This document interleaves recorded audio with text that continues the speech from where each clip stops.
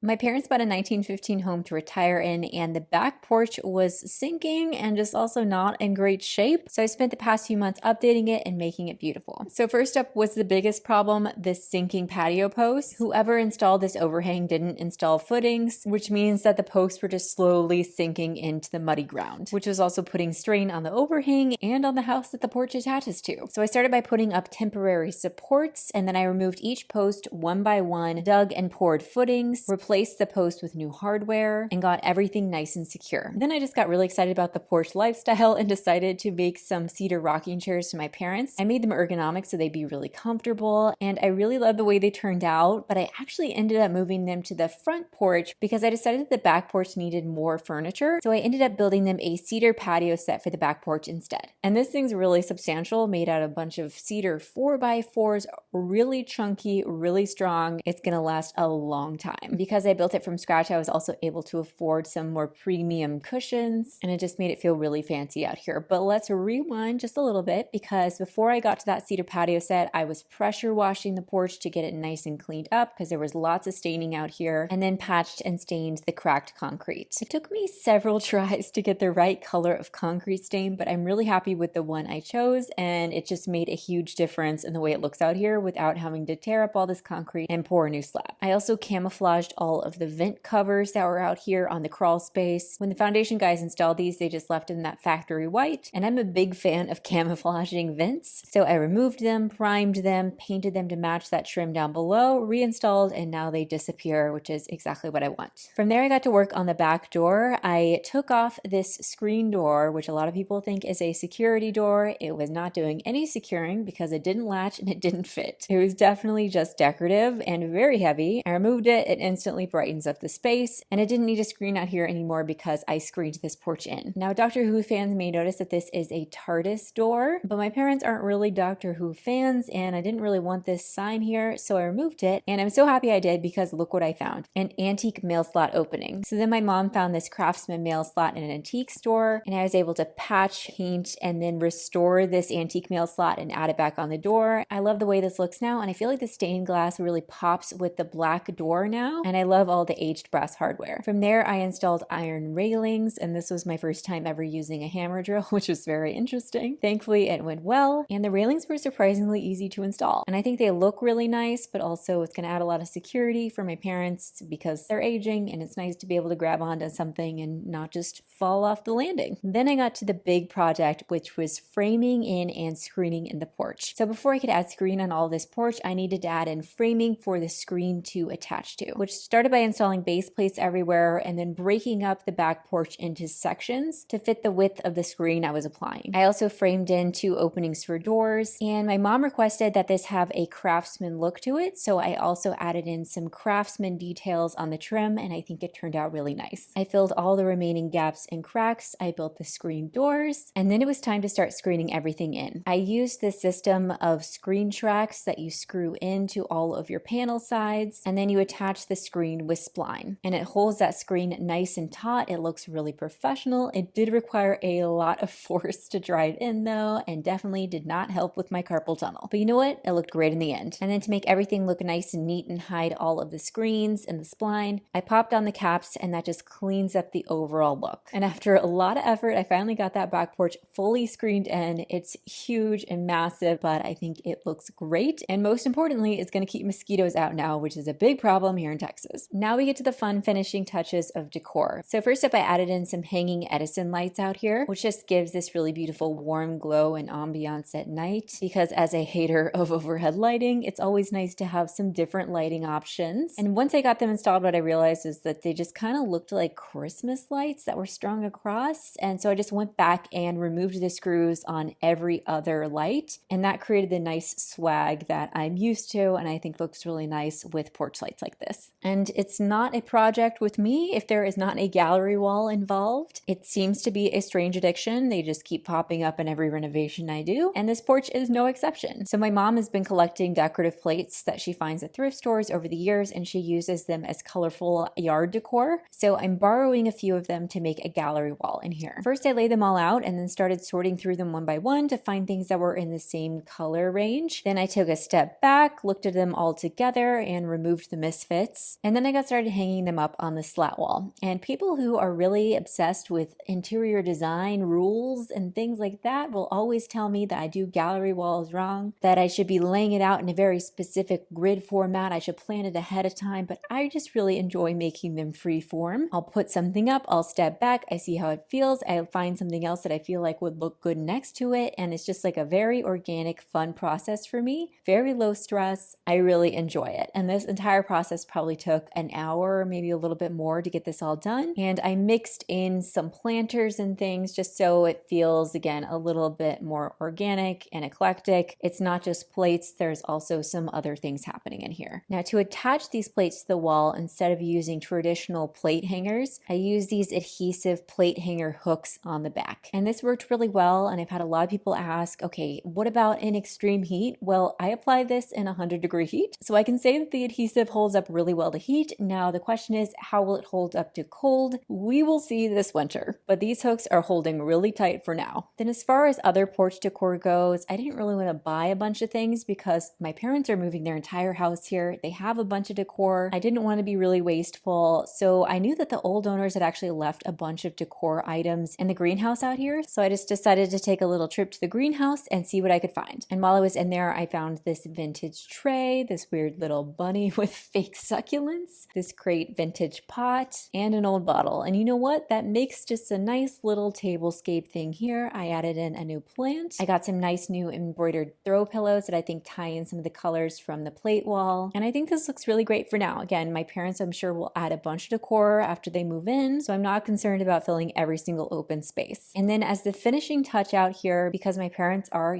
retirement age and they don't want to be climbing up on tall ladders anymore, they definitely aren't going to be hanging any holiday lights. So I decided I put up these permanent outdoor lights for them that are LEDs and they can control them from their phone. So they'll just keep these up here forever, and then they can change the lights with the different seasons and whatever they want without having to change them out. These little guys have adhesive backs, but then also these clips that make sure that even if the adhesive fails, they don't fall. And I actually really like the way it looks up here. It kind of looks like little jewelry or something decorative at the top of the porch. I do not mind it. I took those all the way around the porch, and then I also installed some decorative floodlights to pop some extra color up against the side of the house. And it's so great. These will just stay up here all the time, and they can go from Halloween to Christmas to every day to whatever they want. I love my parents, but I know for a fact that they are low effort decor people. But now they have no excuse because they have these lights and they can decorate with a few taps of their phone. I'm very excited for holidays out here. And here's a reminder of where we started out here, and here is what the porch looks like now. Fully supported, screened in, super fancy, cute little decor details, lots of lovely mood lighting. And there will be another phase out here when I add in some catio features, because my parents also want this to be a space where their cats can go without roaming free. But for now, this is a really wonderful place to sit out and relax, especially now that we're starting to get some nice cooler weather here in Texas. Now that you've seen the full porch, I would love to know, what is your favorite detail out here?